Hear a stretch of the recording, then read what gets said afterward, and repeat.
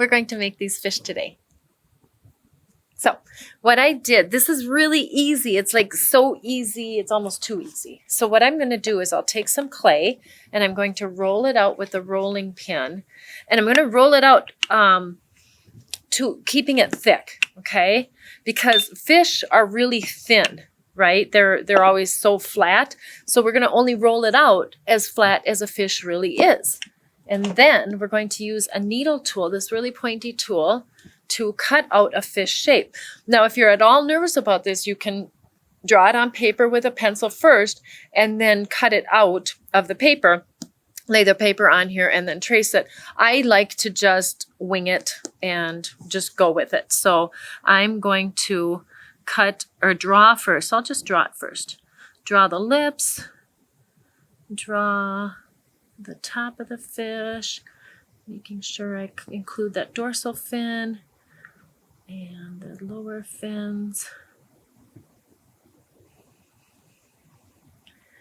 Narrow it and then bring it back out for the tail. Simple, right? So this is just an image that I'm going to cut through and trace. Once we cut all the way through, all the way around, then what we need to do is clean up all those rough cut edges. So that's the only downfall of this method, because we have a lot of sharp edges. I'm going to show you what I'm talking about.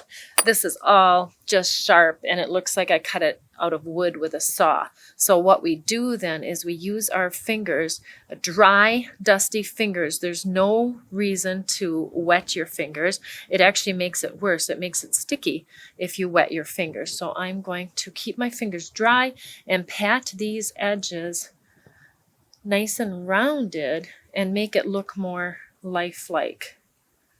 Make it look more natural.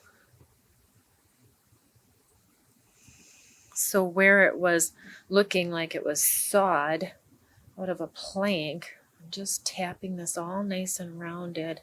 Rounded edges chip less easily too. They look more appealing and they're stronger. So there's a lot of good reasons why you always want to round your edges when you're working with clay. Nice and gentle.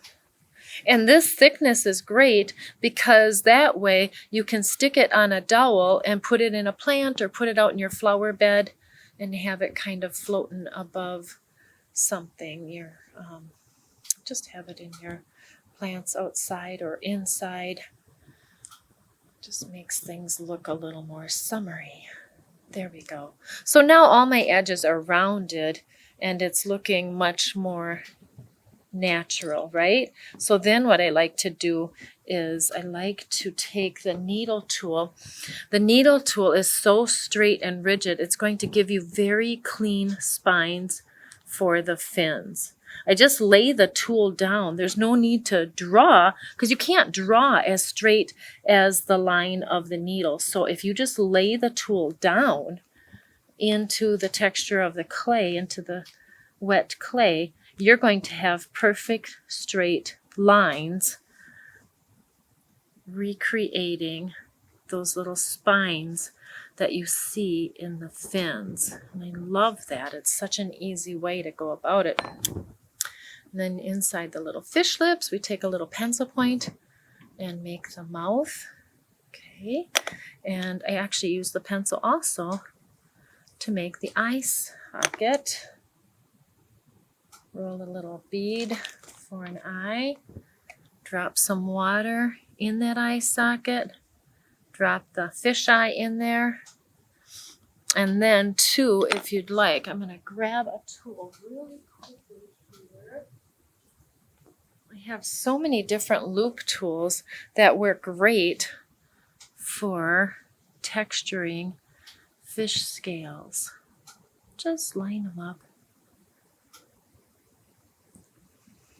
But if you have a popsicle stick handy, that does the same thing.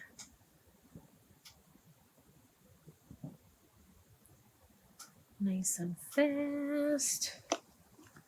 Maybe some gills. and then whatever stick you have on hand, use to stick up inside it. There you go. And then after it's fired, you can paint it. Thanks for watching.